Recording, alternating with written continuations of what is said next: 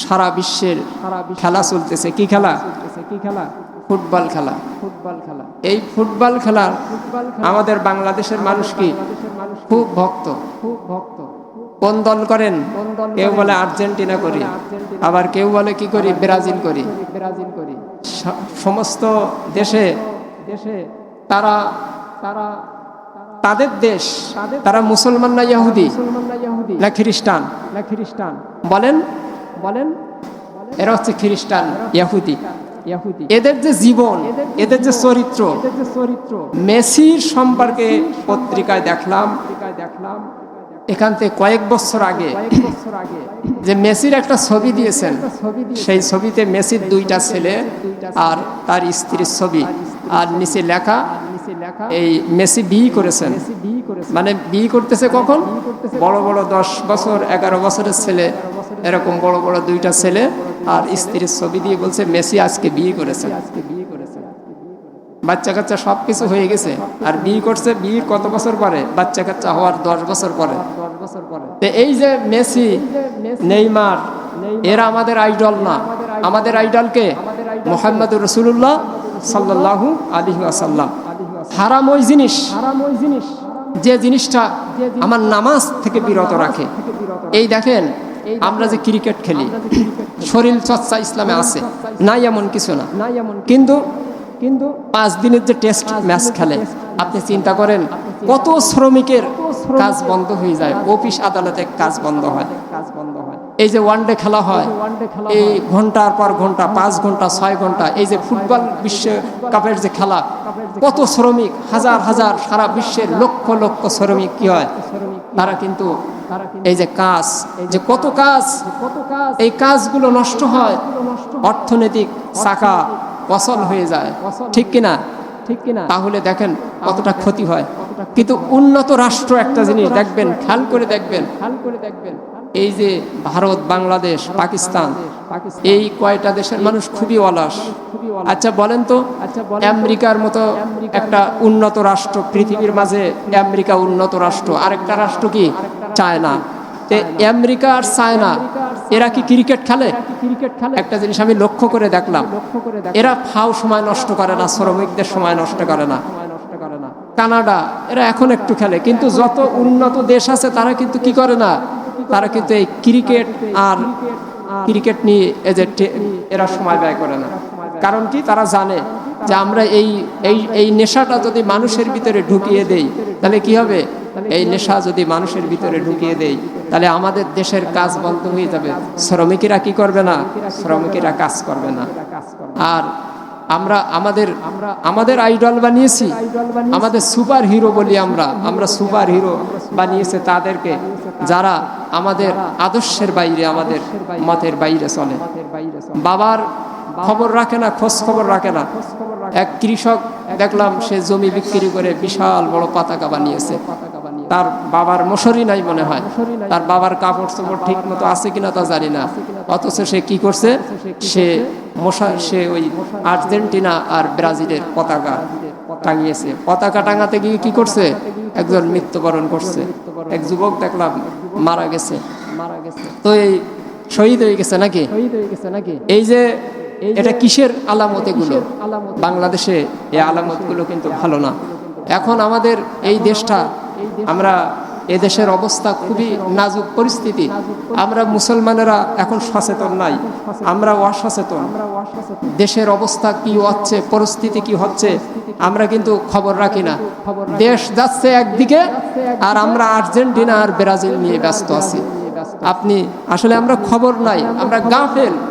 আমাদের অবস্থা এত অবস্থা। আজকে দেখেন মুসলমানের কি অবস্থা।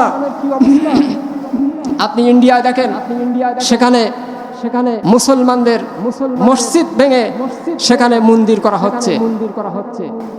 কি অবস্থা! একটা সন্ত্রাসী কায়দায় আমাদের মুসলিম মা বোনদেরকে তারা হত্যা করছে। বাংলাদেশে একই অবস্থা। কালকে দেখলাম 3-4 মুসলমানকে হত্যা করেছে এক হিন্দু যুবক। এই আলামতগুলো তো ভালো না। মুসলমানদেরকে দমিয়ে রাখা হয়েছে। প্রিয় ভাইরা আমার, এজন্য আমাদের এই খেলা, আমাদের এই বিভিন্ন আড্ডা, আমাদের এই সমস্ত জায়গায় আমাদের সময় নষ্ট করা যাবে না। আমাদেরকে এখন কি সচেতন হতে হবে। আল্লাহ রাব্বুল আলামিন আমাদের জীবন, যৌবন, ধনসম্পদ, জীবনের হিসাব নেবে, যৌবনের হিসাব নেবে, ধনসম্পদের হিসাব নেবে, যে তোমার এই জীবনটা তুমি কোন কাজে তুমি ব্যয় করেছো, কোন কাজে ব্যয় করলে তুমি এই জীবনের হিসাব কি দিতে হবে না নাকি? হবে। এই যে আপনি সম্পদ অর্জন করলেন, সম্পদের হিসাব আপনাকে দিতে হবে, ঠিক কিনা? তো সম্পদের হিসাব, হালাল রুজি খেতে হবে। আল্লাহ পাক বললেন, ইয়া আইয়ুহাল্লাযীনা আমানু কুলু মিন তাইয়্যিবাতি মা রাযাকনাকুম ওয়াশকুরু লিল্লাহি ইন কুনতুম ইয়্যাহু তা'বুদুন। আল্লাহ পাক বলছেন যে তোমরা হালাল খাও, হালাল খাদ্য খাও, হারামের সাথে যাওয়া যাবে না, কোনো হারাম কাজের সাথে যাওয়া যাবে না। সেটা খাদ্য হোক আর যে কোনো জিনিস হোক, হারাম কাজের সাথে যাওয়া যাবে না। হারাম কাজ আপনাকে জাহান্নামের দিকে নিয়ে যাবে, ঠিক কিনা? তা আমরা কি হারামের সাথে কি জড়িত থাকবো? রাষ্ট্রীয়ভাবেও এ করা যাবে না। এই যে রাষ্ট্রীয়ভাবে হারাম কাজ হয় না, একটা কলমের খোসায় আজকে আমাদের এই দেশটা, আমরা দেখলাম কিছুদিন আগে, আপনার এই কথা কেন বলছি, যে আমাদের পারিপার্শ্বিক বিষয় নিয়ে কথা বলার দরকার আছে, মুসলমানদেরকে সচেতন করার দরকার আছে। ওই যে ইন্ডিয়ার সন্ত্রাসী শুভেন্দু, সে এখন এই কলকাতা পশ্চিমবঙ্গে এসে সে আমাদের মুসলমানদেরকে কষ্ট দিচ্ছে, হত্যা করছে, নির্যাতন করছে, মসজিদ ভাঙছে, আর বলছে যে 5 মিনিটের ভিতরে এই বাংলাদেশ দখল করতে আমাদের মাত্র কয়েক মিনিট সময় লাগে। সে বলে বাংলাদেশ দখল করতে নাকি কয়েক মিনিট সময় লাগে। আর ভাই, বাংলাদেশ দখল, আজকে বাংলাদেশে তোরা তো হিন্দু, তোমরা তো হিন্দু মানুষ, তোমরা সন্ত্রাসী, তোমরা হলে আমাদের এই বাংলাদেশকে স্বাধীনতার 55 বছর বাংলাদেশের মুসলমানদেরকে দমন করে রেখেছিল। বাংলাদেশের মুসলমানদেরকে তারা উঠতে দেয়নি কোনো অবস্থায়। সারা বিশ্বের মাঝে, পৃথিবীর মাঝে আমাদের কোনো শত্রু আমাদের রাষ্ট্র নয়, শুধুমাত্র একমাত্র শত্রু রাষ্ট্র হচ্ছে ইন্ডিয়া। শুধুমাত্র ভারতই আমাদের শত্রুতা করেছে। আমরা দেখেছি আমাদের এই মুসলমানদেরকে মতামতকে দমন করা হয়েছে। শেখ হাসিনা সরকার থাকতে, স্বৈরাচারী থাকতে, আপনি দেখেন 2009 সাল থেকে 2023 সাল পর্যন্ত 28,000 কোটি টাকা তারা বিদেশে পাচার করেছে।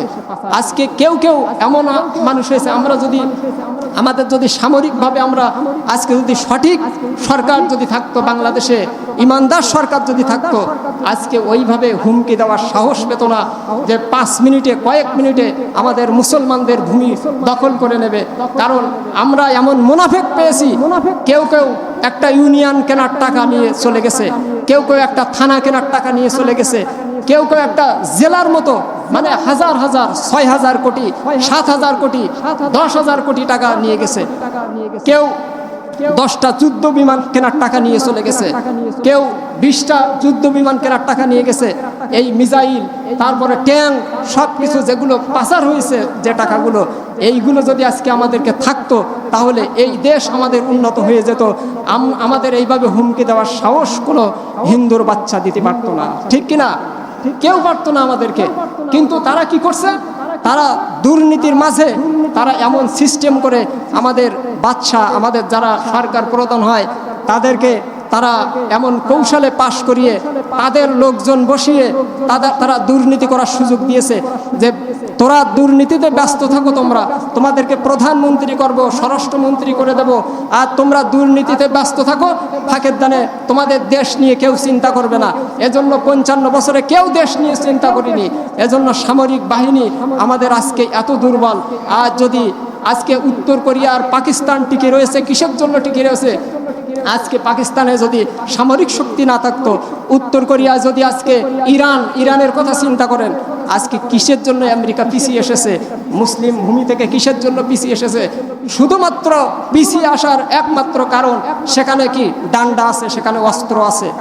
এই অস্ত্র হচ্ছে এখন আপনি সার্বভৌমত্ব রক্ষা করবেন, আপনি দেশ রক্ষা করবেন, ওই চেতনা দিয়ে 72-এর আর 71-এর চেতনা দিয়ে দেশ রক্ষা করা যায় না।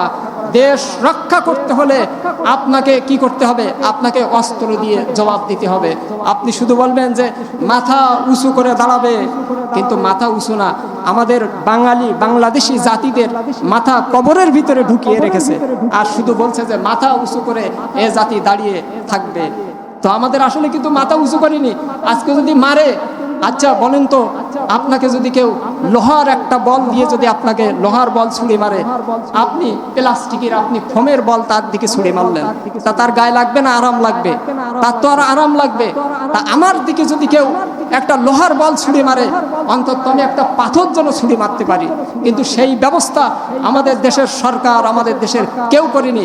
এজন্য আমাদের উচিত হবে, আমরা সরকারকেও বলবো যে আমাদের আগে হচ্ছে সামরিক ব্যবস্থা ঠিক করা। কারণ এটা যদি না করা হয় তাহলে আমাদের অস্তিত্ব থাকবে না। আমাদের বিভিন্ন দিক থেকে, আমাদের রংপুর, আমাদের এই সাতক্ষীরা অঞ্চল, বিভিন্ন অঞ্চলে আজকে মুসলমানদের জন্য তারা এই কেড়ে নেবে, ওই জায়গাতে কেড়ে নেবে, এভাবে হুমকি দিচ্ছে। প্রিয় ভাইরা আমার, এই দেশ শাহজালালের উত্তরসূরি, শাহপরানের দেশ, খান জাহান আলীর দেশ, এই দেশ পীর মাজার ওলি আল্লাহ তাদের এই বাংলাদেশ। এই দেশে আমরা সহ্য করব না। আমরা মুসলমান, যতই হুমকি ধমকি আসুক না কেন, আমাদের একটা শক্তি আছে, সে শক্তি আছে ইমানি শক্তি। মুসলমানদের ইমানি শক্তি আছে। মুসলমান কখনো ভয় পায় না। মুসলমান এত সাহসী জাতি। আবু সাইদ দেখেন, এই দেশে সে বুক পেতে দিয়ে সে গুলি খেয়েছে। এই মুসলমান কত শক্তিশালী, কত ইমান তার অন্তরের ভিতরে আছে। এই জাতিকে যদি সঠিক পথে যদি নেওয়া যায়, তবে এই জাতির মতো। আবার দেখেন ইসরায়েল, সে বলছে যে বাংলাদেশে নাকি হামাস ঢুকেছে। বাংলাদেশে কি ঢুকেছে? হামাস এখানে এসে ঢুকছে। আসলে এটাও ইন্ডিয়ার শয়তানি। তারাও এই এখন ইসরায়েলদেরকে দিয়ে বলাচ্ছে যে বাংলাদেশের ভিতরে হামাস নাকি ঢুকেছে বাংলাদেশে। আরে ভাই, হামাস লাগে না। বাঙালি জাতি, বাংলাদেশি জাতি অনেক সাহসী জাতি আছে। তারা আমাদের ভিতরে অনেক কিছু ঢুকিয়ে দিয়েছে। আমরা আসলে বুঝতেই পারিনি যে কত কিছু তারা আমাদের ঢুকিয়েছে। আজকে চিন্তা করেন যে এই সব কিছু তাদের দেওয়া, তাদের চাপিয়ে দেওয়া। আমরা যে জাতীয় সঙ্গীতটা পড়ি, আমার সোনার বাংলা আমি তোমায় ভালোবাসি, এই আমার সোনার বাংলা, এতে অনেক শিরক আছে, অনেক মিথ্যা আছে, অনেক মানে এই সোনার জাতীয় সঙ্গীতের ভিতরে অনেক কিছু ভুলভাল আছে, বেদায়তও আছে এর ভিতরে। তাহলে আপনি দেখেন যে আমার সোনার বাংলা আমি তোমায় ভালোবাসি। আরে কেন?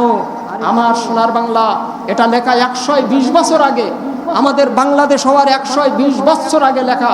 রবীন্দ্রনাথ ঠাকুর লিখেছিলেন। তা আমার দেশ তো হয়েছে 71 সালে, 55 বছর আগে হয়েছে বাংলাদেশ।